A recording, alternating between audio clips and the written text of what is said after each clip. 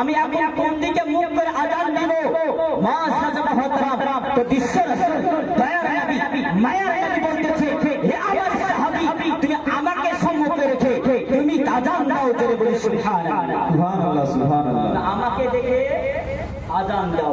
হযরতে বেলাল আযান দিলেন। এই জন্য বেরেলির ইমামে আহমদ রেজা ফাজর বেরলভী আলাইহি রহমান বলেন হাজি আও সহি সাকা রোজা দেখো, হাজি আও সহি সাকা রোজা দেখো, রোজা তো দেখবে কাবা কাবা দেখো সুবহানাল্লাহ।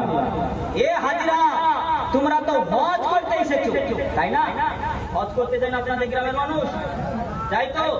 মুআজ্জাজ যাওয়ার পরে কি বলে, কিছু কিছু এলাকায় বলে ওই মক্কা শরীফ মক্কা থেকে মদিনাতে না গেলে হতো, বলে কি না?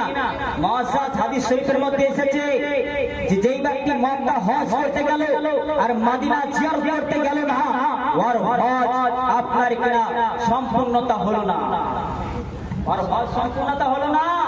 কেননা আপনার বিশ্ব রাসূল বলতেছে এ আমার উম্মত উম্মতিরা